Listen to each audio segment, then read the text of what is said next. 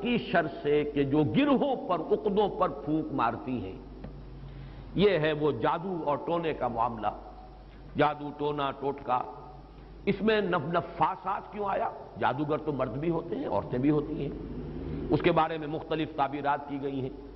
چونکہ ان کے نفوس کی یہ شرارت ہے، لہذا نفس کی طرف نسبت دیتے ہوئے اسے مؤنث بنایا گیا، یا چونکہ ان کی جماعتیں ہیں، ان کے گروہ ہیں، لہذا ایک جماعت کے لیے لفظ مؤنث کہا جاتا ہے عربی زبان میں، تو شاید اس کے اعتبار سے نفاسات کہا گیا۔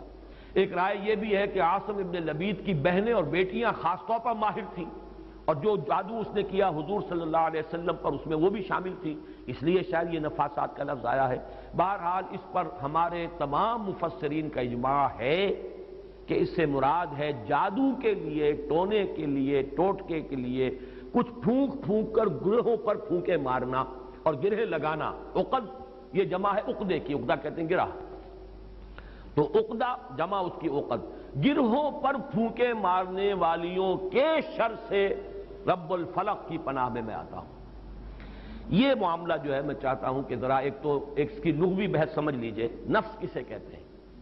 اب یہاں بھی آپ دیکھیں گے نفس اور نفخ قریب ہے، یہ نفس سا جب آئے گا تو وہ سین نہیں ہے، ویسے تو لفظ نفس بھی اس کے قریب ہے۔ نفس تنفس، سانس لینا، سانس میں بھی یہ ہوا جو ہے اندر جاتی ہے باہر آتی ہے، لیکن نفخ کے معنی پھونک مارنا۔ نفخ اس کو کہتے ہیں پھونک کو جس کے ساتھ کوئی تھوک وغیرہ شامل نہ ہو۔ نفس وہ ہے جو زور کے ساتھ پھونکا جائے، پھونک ماری جائے تو کچھ نہ کچھ لعاب جو ہے اس کے ساتھ شامل ہو جاتا ہے۔ تفل کہتے ہیں باضابطہ پھونکنے کو۔ تو نفس جو ہے یہ نون فا اور سا، یہ نفس جو ہے نفخ اور تفل کے مابین کی شے ہے۔ جب زور کے ساتھ پھونک ماری جاتی ہے تو کچھ نہ کچھ لعاب جو ہے اس کے ساتھ شامل ہو جاتا ہے، یہ ہے نفس، پھونکے مارنا شدت کے ساتھ، زور کے ساتھ۔ اور اس میں بھی میں یہ سمجھتا ہوں کہ وہی کہ جو بھی انہوں نے جو کچھ پڑھا ہے ان کلمات کے اندر جو بھی خرابی ہے، اس کے ساتھ ساتھ وہ جنہوں نے ریاضتیں کی ہوئی ہیں، مشقیں کی ہوئی ہیں، ان کی اپنی انرجی کا جو ایک حصہ ہے وہ اس پھونک کے اندر شامل ہو کر وہ اس جادو کا ذریعہ اور سبب بنتا ہے۔ نفاسات فی العقد، یہ ایک صرف طبقہ ہے دور جدید میں کہ جو اس جادو کو اور حضور صلی اللہ علیہ وسلم پر بالخصوص جادو کے اثر ہونے کی نفی کرتا ہے۔ یہ وہ جدید معتزلہ یا ریشنلسٹ گروپ جو ہمارے ہاں پیدا ہوا ہے، جس کے امام اول اس بر عظیم پاک و ہند میں سر سید احمد خان تھے۔ انہوں نے جنوں کا وجود بھی علیحدہ نہیں مانا، جن بھی انسان ہی ہے، زیادہ مشتعل مزاج انسانوں کو جن کہہ دیا گیا ہے، استعارتاً کہہ دیا گیا، آگ سے بنائے گئے، جیسے ہم کہہ دیتے ہیں کہ فلاں شخص غصے سے آگ بگولا ہو گیا، وہ آگ تو نہیں ہو جاتا، انسان ہی رہتا ہے، لیکن یہ کہ جو انسان مشتعل مزاج ہو، کہہ دیا گیا کہ وہ آگ سے پیدا کیا۔ بہرحال انہی کا ایک ذہن ہے جو ہمارے ہاں مختلف شاخیں جو ہیں، مثلا قادیانیوں نے جو تفسیر لکھی ہے وہ مختلف تفسیریں ہیں، اور اس میں مولوی محمد علی کی تفسیر کا تو شہرہ بھی بہت ہے، اس لیے کہ واقعہ یہ ہے محمد علی لاہوری، اس شخص نے چونکہ تفسیر رازی سے، امام رازی نے الفاظ کی لغت کی جتنی بھی شرح کی ہے، لغوی شرح، وہ سب کی سب نقل کر دی ہے۔ اب وہ لوگ سمجھتے ہیں کہ بہت علم کا خزانہ ہے، بہت بڑی کوئی شے ہے یہ، تو اس کا بڑا اثر ہوا ہے اور اس سے کافی لوگوں نے اثر قبول کیا۔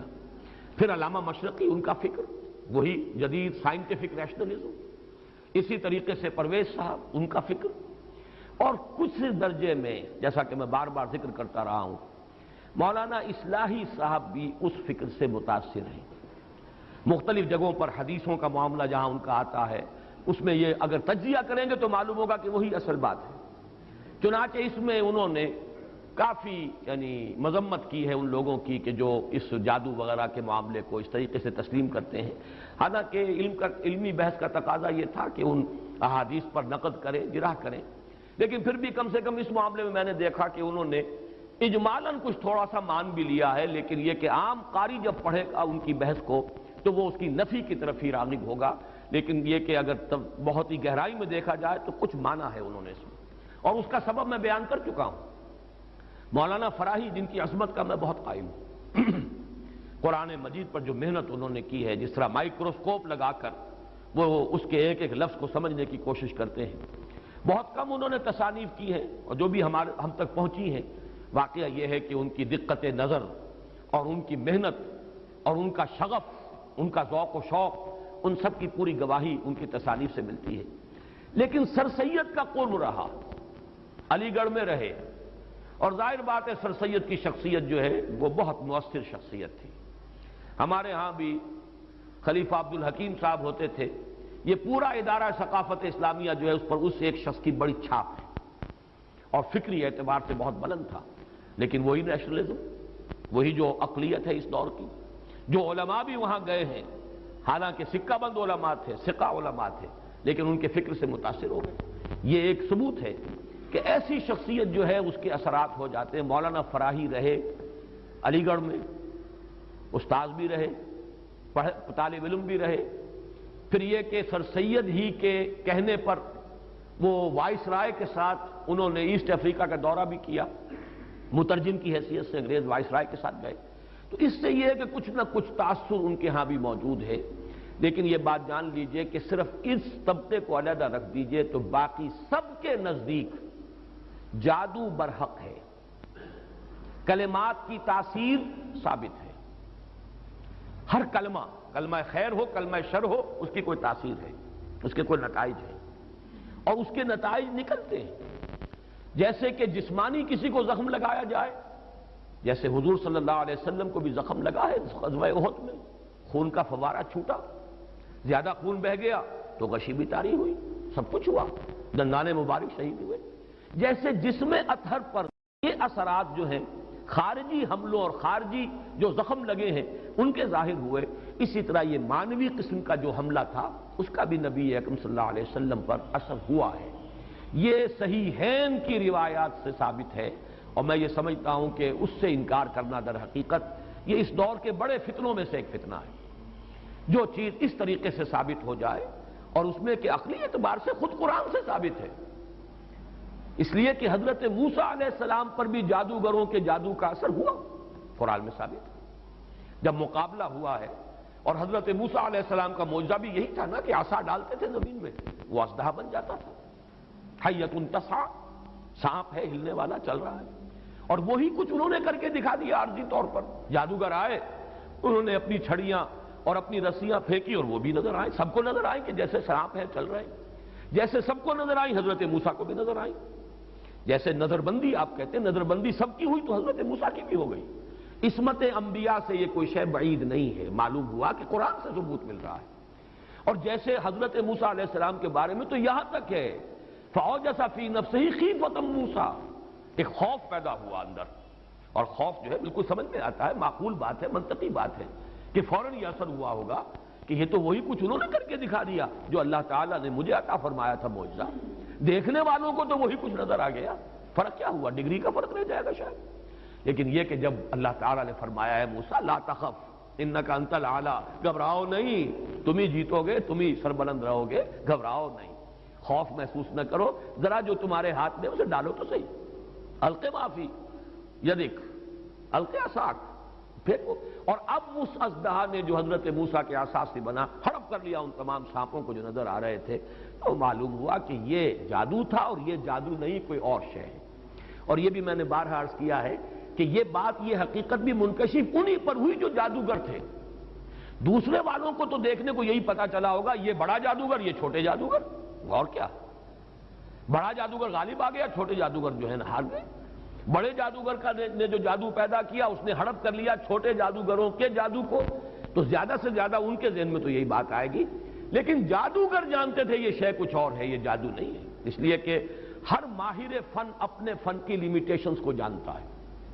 یہ تو سٹیفن ہاکنگ سے پوچھئے کہ فزکس کی اس وقت کیا لمٹ ہے جس سے آگے فزکس نہیں جا سکتی، یہ کسی بھی بڑے سے بڑے ماہر سے پوچھئے کہ کیا ہماری لیمیٹیشنز ہے۔ بہت بڑا معالج آج آپ کو بتائے گا کہ فلاں بیماری کے ضمن میں یہ ہماری لیمیٹیشن، اس سے آگے ہم نہیں جا سکتے۔ فرض کیجئے ایک دم کوئی اس سے 1000 گنا آگے کی کوئی بات آ جائے تو اسے معجزہ کہا جائے گا، یہ معجزہ، یہ کوئی اور شے ہے۔ یہ انسانی علم اور سائنس کی ترقی کا معاملہ نہیں ہے۔ انسانی علم اور انسانی سائنسی ترقی جو ہے وہ تو قدم بہ قدم آگے بڑھتی ہے، سٹیپ بائی سٹیپ، اس طریقے سے چھلانگیں تو نہیں لگایا کرتے۔ بہرحال جب حضرت موسیٰ پر بھی وہی تاثر ہوا جو باقی لوگوں پر تھا تو قرآن سے ثابت ہے، تو حضور صلی اللہ علیہ وسلم پر بھی یہ ہوا ہے. باقی مختلف لوگوں نے مختلف طریقے سے اس کی نفی کی ہے، مذاق اڑایا ہے، اس پر یہ کہہ دیا کہ اس سے تو پھر نبی کی عصمت جو ہے وہ ختم ہو گئی. لوگ جو کہتے تھے کہ یہ جادوگر ہیں، گویا کہ ان روایات اور ان احادیث کو ہم قبول کر لیں تو جادو کا اثر ہو جانا ثابت ہو گیا. حالانکہ اس میں بھی بڑا فرق ہے. وہ کہتے تھے جادوگر کس معنی میں کہ یہ خود جادو کر رہا ہے، یہاں یہ کہ جادو کا اثر آپ پر ہوا ہے، اور وہ بھی اثر اس درجے میں نہیں ہوا کہ جس سے آپ کی عصمت مجروح ہو جائے اور غیر معتبر ہو جائے، اس لیے کہ اس کا کسی اور کو تو پتہ ہی نہیں چلا، گھر والوں کو بھی اندازہ نہیں ہوا. صرف حضور نے اس کیفیت کو محسوس کیا ہے، اور وہ بھی صرف دنیاوی معاملات میں.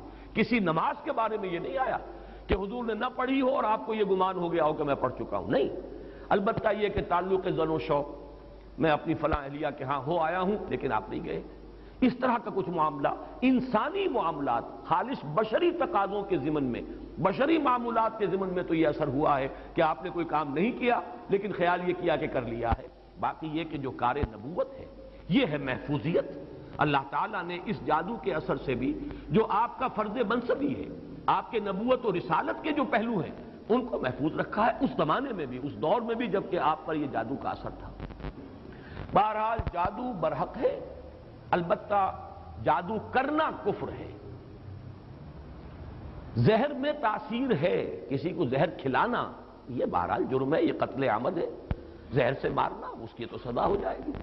اس اعتبار سے نوٹ کر لیجئے وَمِن شَرِّ النَّفَّاثَاتِ فِي الْعُقَدِ، اور یہ بھی گویا کہ ایک شکل ہوئی من شر ما